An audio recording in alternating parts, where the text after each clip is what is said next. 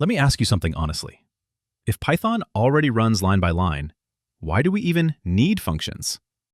If this already works, then why invent something new? Why can't we just keep writing code from top to bottom forever? Most people think functions exist for only one reason: to avoid writing the same code again. But that's not the real reason. Python was already working perfectly. Functions exist for your brain. They turn chaos into structure. So you think in steps, not lines. That's the real reason: clarity. All right, quick reset. Forget whatever you've heard about functions till now. No theory, no jargon. We'll build this idea from scratch. Functions are just different tasks your code can perform. You've already been using functions, even before learning them. Functions like print, len, and range are built-in functions provided by Python. Each one does a specific task. Print displays something on the screen. Len tells us how many items are there, and range helps us generate a sequence of numbers. Python gives us many built-in functions. A function is simply a name followed by parentheses. Whatever goes inside the parentheses is what the function works on.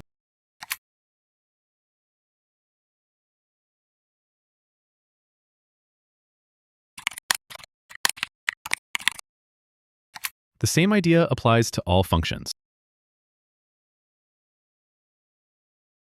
So far, we've used Python's functions. What if we want to make our own?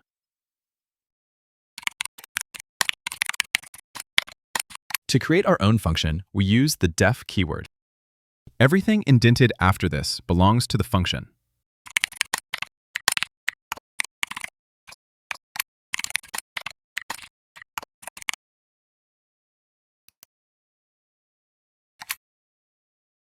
Defining a function doesn't run it. To use it, we call it. You can define as many functions as you want ahead of time. Nothing runs until you actually need them. When you want to use a function, you call it. Calling a function is simple. Write its name, followed by parentheses. If the function needs inputs, they go inside the parentheses. In our case, it doesn't need any, so the parentheses stay empty. Python finds the function and runs its steps. First, define the function, then call it. In Python, you'll mainly see 4 types of functions. First, a function that just runs a few steps. Nothing goes in, and nothing comes back. Second, a function that takes some input, uses it to do its work, but doesn't return anything. Third, a function that doesn't take any input, but it does send a result back. So remember, when we call it, we store that result in a variable. Fourth, the most common type. Here, the function takes some input, does its work, and sends a result back. And again, this is important. When we call it, we store the result in a variable. Now let's look at some examples that return output. And pay close attention to one keyword: return.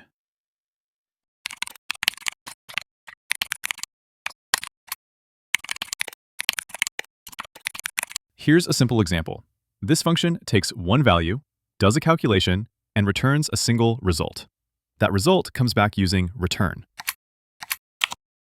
Because the function returns a value, we store it in a variable. Without return, there's nothing to store.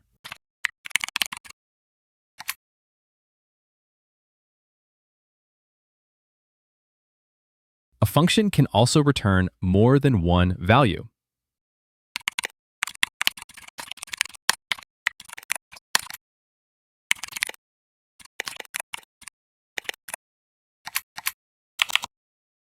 Here, return sends back 2 results together.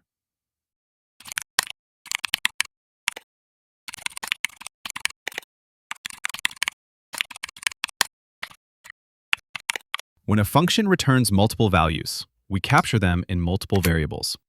Again, this only works because of return.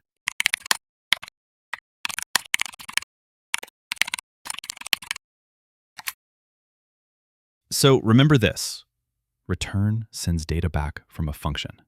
And whatever comes back must be stored when we call it. Sometimes a function already knows a value, unless you choose to change it.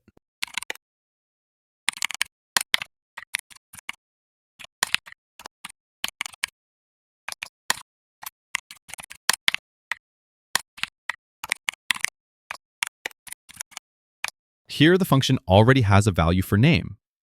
Guest is the default. When we call the function without passing anything, Python automatically uses the default value. But if we pass a value, that value replaces the default. Defaults are used only when nothing is provided. Default arguments make inputs optional. They let functions work even when we don't pass everything. No input? Python uses the default. Input given? Python uses that instead.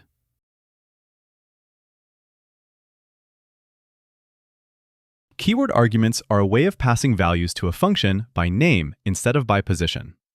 That means we tell Python exactly which value belongs to which parameter.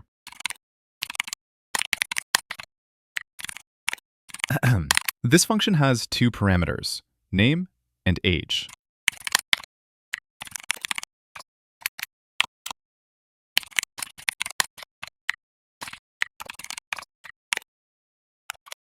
Here, Python matches values by order. First goes to name, second goes to age.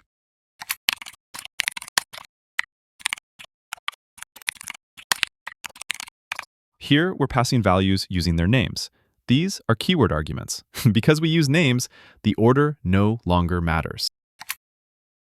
Positional arguments depend on order. Keyword arguments depend on names. Keyword arguments make code clearer and safer.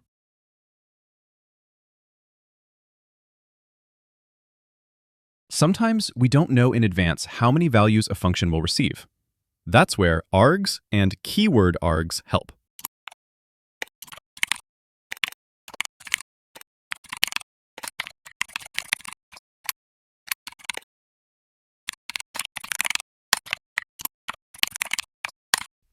Here, asterisk numbers means accept any number of values.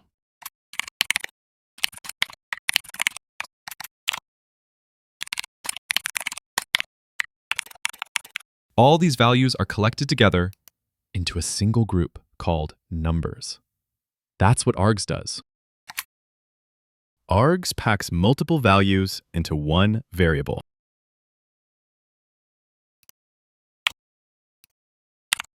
Keyword args works the same way, but with named values.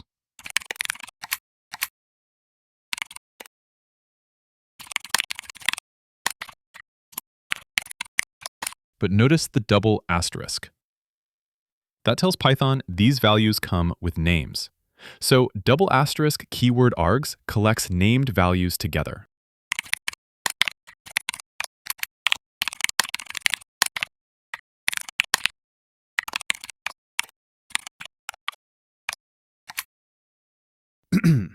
One star, values. 2 stars, names and values. Before we move ahead, there's one very important idea we need to understand. It's called scope. Scope decides where a variable lives. Variables inside a function live only inside it. Here, x is created outside any function. This is a global variable.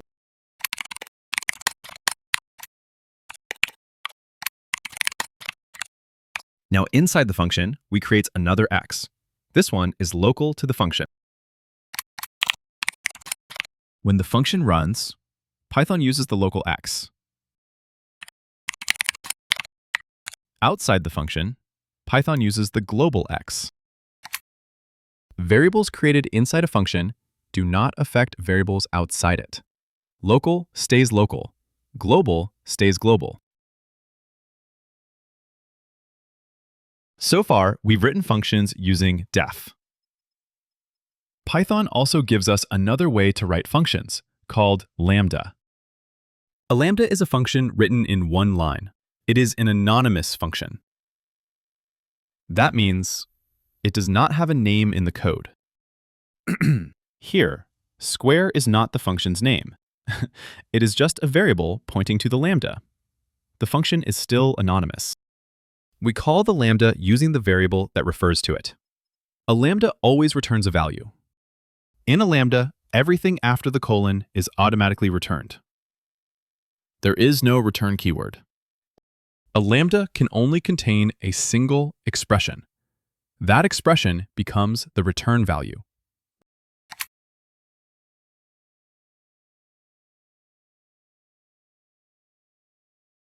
A lambda can take multiple inputs, just like a normal function. Use lambda when the logic is short and obvious. If the logic is long or complex, don't use lambda. Shorter code is not always clearer code. Lambda is for short, simple logic. For everything else, use normal functions.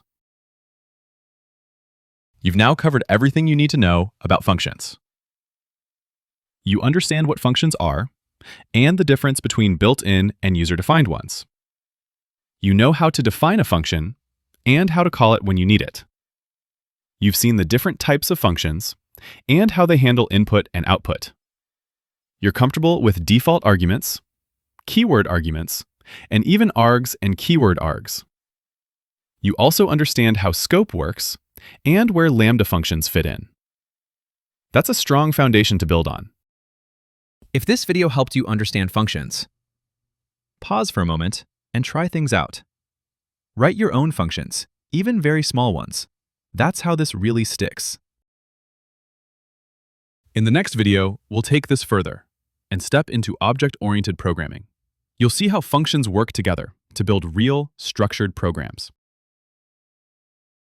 If you stayed till here, that already tells me something. You're serious about learning. No pressure, no rush. Pause, rewatch, try the code. I'll see you in the next one.